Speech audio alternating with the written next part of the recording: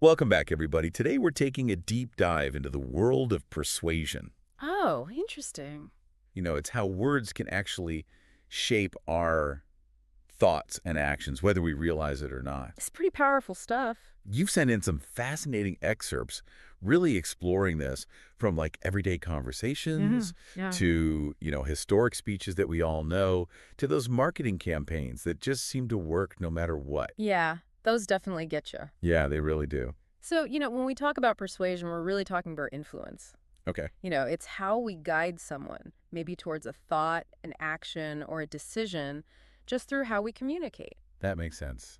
And it's everywhere, isn't it? Oh, yeah, it's everywhere. Like if you think about it, from a friend convincing you to try a new restaurant to like that catchy jingle that gets stuck in your head. Absolutely. It's pervasive. It really is. So what makes a message so impactful? Well, that's the question, isn't it? Yeah. What's like the secret sauce to really getting someone to not just hear what you're saying, but actually be moved by it? Right. You have to consider how our minds work. Oh, okay.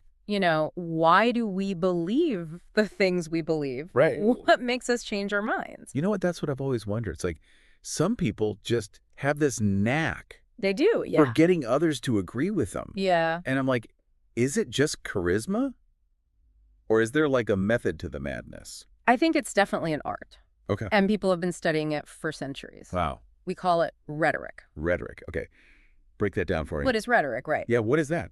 Think of it as like the toolbox Okay. for persuasive communication. Gotcha. So inside this toolbox, you've got your essential tools, Okay. and that's your ethos, your pathos, and your logos. Ethos, pathos, logos. Okay, those sound familiar, but remind me how they work, in real life. Yeah, for sure. Let's start with ethos. Okay. Ethos is all about credibility. Okay. It's the trust and authority that a speaker conveys. Okay. So before we believe someone, we want to know, why should we trust them? Right. Yeah.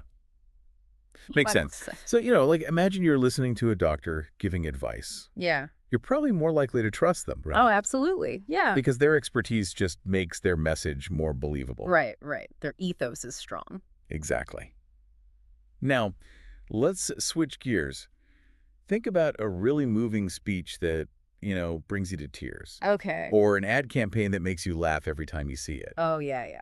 That's pathos in action. Okay. It's about appealing to our emotions to make that connection. Right. So it's about making us feel something, and then that influences how we think about something. Exactly. Feelings are powerful. Yeah, they are. And lastly, we have logos. Okay. And this is all about logic, right? Oh, okay. It appeals to our logical side. Gotcha. Think facts, statistics, and those well-structured arguments. Like you're building a case. Exactly. If something makes sense, we're more likely to believe it. So ethos is building trust. Mm-hmm. Pathos is like stirring up our emotions. Yeah. And logos is convincing our minds. You got it. But couldn't these techniques be used to manipulate people? Oh, absolutely. You know what I mean? Like I'm thinking about those misleading ads or political speeches that kind of twist the truth. For sure. Persuasion can definitely be used unethically. Yeah. But, when we understand these techniques, Right. it makes us more discerning listeners. Oh, okay. Interesting. We can recognize when someone's trying to, maybe sway us in a way that's not authentic. Right. So it's like knowledge is power Absolutely. in that situation. Yeah. So it's a superpower, but we got to use it responsibly. It's a responsibility. That's right. Okay. Now, you mentioned how our minds work, and your research also talks about something called cognitive biases. Yeah. Can you explain what those are? Oh, yeah. Think of them as mental shortcuts. Our brains use them to process information quickly. So it's like our brain is trying to be efficient. Yeah, it's constantly trying to be as efficient as possible, Okay. which is helpful, but it can also lead to errors in judgment. So our brains are trying to be efficient, but they could be tricked in a way. They can be tricked, yeah. Oh, interesting. So one very common bias Yeah. is confirmation bias. Okay. And that's where we favor information that already agrees with what we believe. Oh, yeah. I see that all the time online, Absolutely. people just doubling down Yeah. on whatever they believe, no matter what evidence you show them. That's confirmation bias in action. Wow. Another good example is the bandwagon effect. Okay. We're more likely to believe something if we think lots of other people believe it too. So trends. Yes, trends, viral content, it spreads because of this. Makes me think of influencers.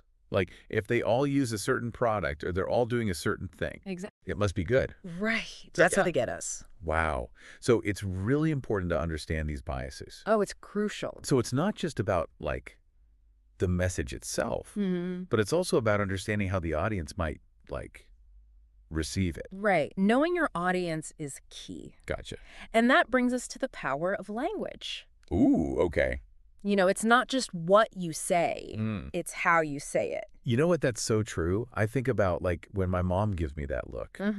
It's not even words. It's just tone. the tone. Yeah, I get it. Strong, evocative language. Okay. It makes a message so much more compelling. Right. Think about the difference between, this product is good Yeah. versus this product will change your life. Oh, yeah, yeah. Like, which one grabs your attention more? It's definitely the second one. Like, it makes you feel something. Exactly. Creates a picture. Right. The right words can evoke emotion. Mm-hmm. They can create urgency. They can make something seem more desirable.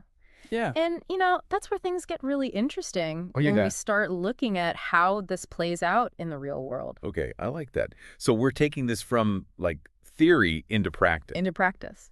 So are we ready to dive into some examples? Let's do it. I'm excited. I think seeing these concepts in action Yeah, will really help make them stick. for sure. Plus, I bet our listeners can, like, relate to some of these scenarios. Absolutely. They're everyday situations. Exactly. Okay, so let's kick things off with negotiations. Okay. Something we all encounter. Right. Think about, haggling for a better price at a market, or, maybe even negotiating a raise with your boss. Oh, yeah. Those are good ones. Yeah. I'm thinking about when I was on vacation, I was trying to, like, get a good deal on souvenirs.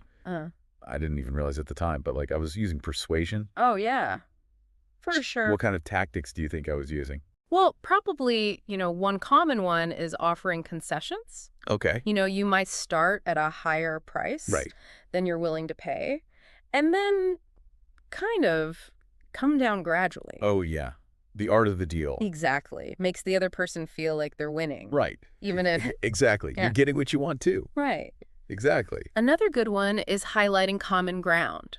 Okay. Instead of focusing on, like, what's different, Right. you're emphasizing, like, shared goals or values Okay. to build that rapport. So it's like, instead of being like, you're wrong, you're kind of like, hey, we both want this. Exactly. Okay, I like that. Yeah, create that collaboration. Right. Finding that common ground. Exactly. Okay. So let's shift gears a little bit. Let's think about debates. Okay. Have you ever had, like, a friendly argument Oh, yeah. All the time. about, like, what movie is better? Yeah. Which movie is better? Which sports team? Right. Right. Exactly. Who takes the crown? Oh, I can get pretty passionate Uh-huh. about my, like, movie opinions. Oh, I bet. I bet. It's like almost like you're a lawyer and you're, like, defending your client, but it's your film. Yeah, that's a great way to think about it. I mean, Right. you're using persuasive techniques to build your case Right, exactly. and win over the jury, which is your friend in this case. Yes, I love that analogy. Okay, good. So we can't forget about, like, the giant in the persuasion world, Okay. marketing. Oh, yeah. It's everywhere. It is. It's ads, it's branding, it's promotions. Right. They all want us to, Buy. buy, Yeah. spend that money. Yeah, exactly. So they use, like, a whole arsenal of techniques Okay. to get their messages to stick. Okay. So one of those is humor. Okay. Like a funny ad, Right. you're more likely to remember it. Oh, absolutely. Creates positive associations. It makes me think of, like, those insurance commercials. Yeah. With, like, the talking animal. Yes, exactly. They're just so memorable. They are. Another really good one Okay. is storytelling. Wow. A good story connects with us emotionally. Right. Makes us more receptive to, like, whatever that brand's message is. Like those holiday ads Yes. that, like, make you reach for a tissue. Exactly. They're so good at that. Oh, they get you. And then celebrity endorsements. Oh, yeah. Big one. Huge. You see your favorite actor Right. using a certain product. It's like, well, if they use it, I should too. Exactly. Right. Yeah. It's like tapping into all of those things, like our desires, our, like, aspirations. Or insecurities, maybe. Oh, yeah. Maybe even Yeah. that. Wow. So it's like these subtle things It can be really subtle. that are actually having, like, a big impact on our choices. Oh, yeah. Wow. So let's kind of, like, zoom out a little bit Okay. and talk about something that, like, underpins all forms of persuasion. I'm intrigued. Credibility. Okay. Even if you have like the most brilliant argument, Right. if your audience doesn't trust you. Right. Like, why should I listen to you? Exactly. What makes someone credible? Well, first and foremost, Yeah. you have to demonstrate knowledge, Okay. expertise in the subject matter. So you can't just like talk the talk. You got to walk the walk. Exactly. Right. If you're trying to convince someone to invest in something, Right. you better know what you're talking about. Yes, exactly. But it's not just about like being smart. Yeah. It's also about being like transparent, Yeah. honest. Honest. So no, like hiding biases. Right.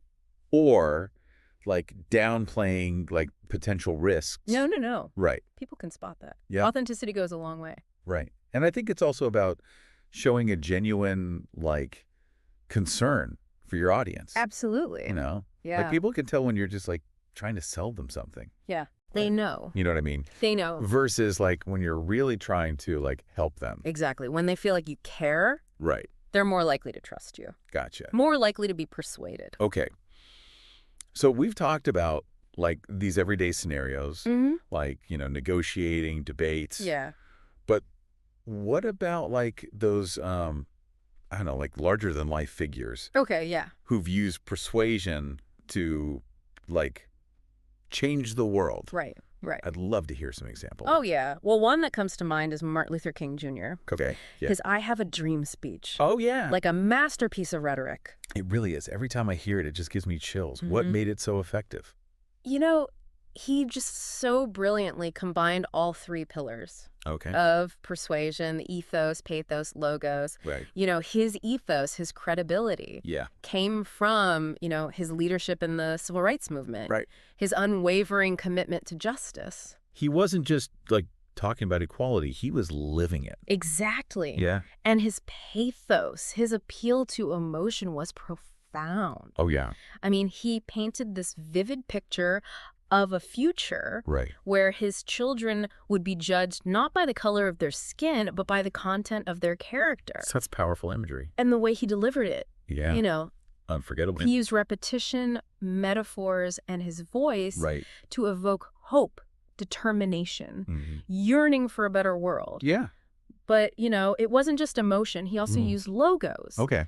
You know, weaving in historical references, facts, Right. logical arguments to support his call for equality. So it was this perfect blend of like head and heart. Exactly. It was like a call to action, but rooted in both, like morality and logic. Absolutely. Wow. And it resonated with millions. It did. It helped move the civil rights movement forward. That's incredible. Just the power of words. Yeah. It's amazing. Ah. And speaking of impact, Yes. let's bring it back to our own lives. Okay. Like, how can we, as everyday people, use these insights Right. to be more persuasive, communicate more effectively? Well, first, remember those three pillars. Okay. Ethos, pathos, logos. Right.